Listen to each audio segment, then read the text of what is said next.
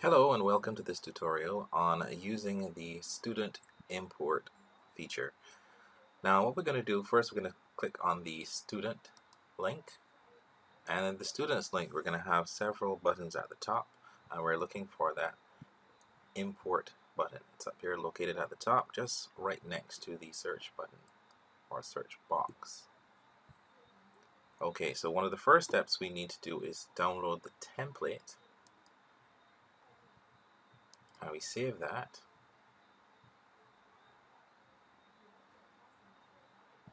Now this feature works with students who are already in that global database. So the template is going to ask us to fill out the information of students that are already in the system. So here we are.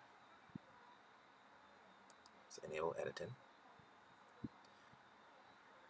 So you can see here it asks you for the academic period code, the education grade code, the start date for the student, their OpenEMIS ID, that's very important, and the class code and the workflow step. Now the class code, it says optional, which means that you can import students directly into your school and then using the web interface assign them to classes, or you can populate the classes here, and when you import them they'll go directly into the classes that you assign. Either one uh, works. I don't think there's any one a little bit more faster than the other. It's up to your preference. So I'm going to use a list that I have already. So here I have a list of some students that are going to be imported into the system. We have a list of OpenEMIS numbers. We also have their names. And of course we have the forms they're going to be allocated to. So I'm going to take this information and I'm going to copy it over to that template. Copy. Now we know we're going to import these students. And just to be sure, what you can do, you can also copy the names of the students. So I'll copy those. And I'll copy them off to the side. Now when we do the import, it's actually going to ignore these student names. It's just really looking for the information in these particular columns. Now let's see, so the class codes. Now class codes, you have to make sure that you set these up beforehand if you're going to import the student directly into the class.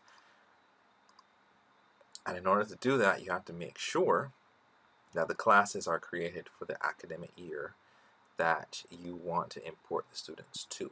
So I'm going to be importing the students to 2019-2020, and I'm just going to make sure that those classes are already created. Now they should already be created. Let's just go here, 2019-2020, and you can see there's some first forms already created. So what I'm going to do, I'm going to go back to my student list, and that student list finally has, of course, the forms. So I'm going to take the forms as well and just paste them over here.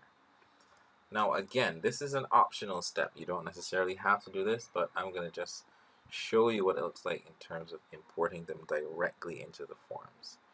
So in order to do the forms, what you have to do, you have to look over in the References tab. In the References tab, you should look for these classes right here, the ones that are created for year 2019-2020, the names of the forms, and of course the codes for the forms. So I can match the codes here. So 1F I know is 3535. So I go here. First student is supposed to be going into 3535. The next few students are going into 1G. So I find 1G. 1G is 3524. So I go to 3524, and I can take that and I can copy all of that down to this student, 3524. The next student is 1M, and I know 1M is 3532. Is that right? 1M, 3532, yep.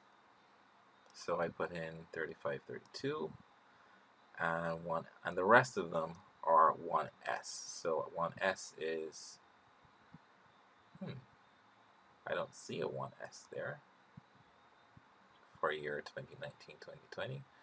Let's just make sure 1S was created. Let's just go online, make sure 1S is created. We're going to go academic, we're going to go classes.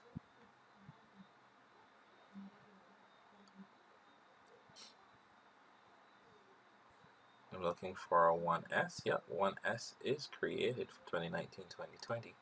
So maybe it's lower down in the references table. So I'm going to look for a 1S. Oh, yep, there it is. 1S, 2019-2020, 3531.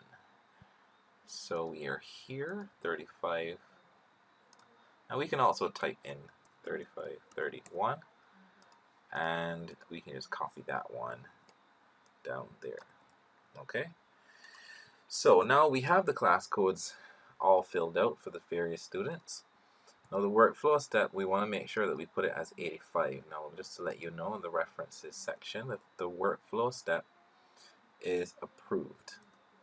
Okay, so that means that when you import them, you don't have to approve anything else. They're already approved.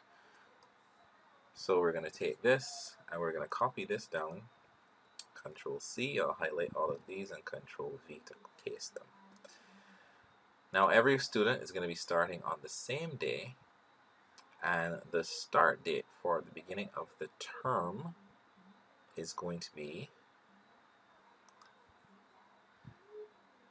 September the 9th. Now September the 9th, remember we have to use date, month, year, making sure we use 2 digits for both the day and the month. So September the 9th would be 09 2019. Okay, and we take that, of course, we'll copy that, we'll put it all the way down as well. Education grade code, now everybody's going into first form, so we can copy that and we bring it down as well. And finally, the academic period code would be 2019-2020, so we copy that and we bring it down as well.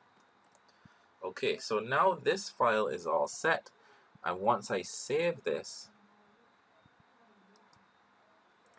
then I can import it into the system. So we're going to go back to that same page that we were, where we go to students, and we go to that import student page, and instead of using that download template, we're actually going to upload the template we just filled out. So we go to import, and now we're going to go to browse, and here's that template. Click on it, open, and then we click import. Now once we filled out that template correctly, everything should be okay. Now it's telling us that we've got some failures. We had 19 students, 8 were imported and 11 failed, and we can see why they failed. It says student is already enrolled into another school. Now anytime you see it says student is already enrolled into another school, it means that that student hasn't been graduated from their primary school as yet. That's sometimes the case. This student does not exist in the system. We'll have to check that OpenEMIS ID. But all the others seem to have student is already enrolled. What we can do with this information, we can download the failures.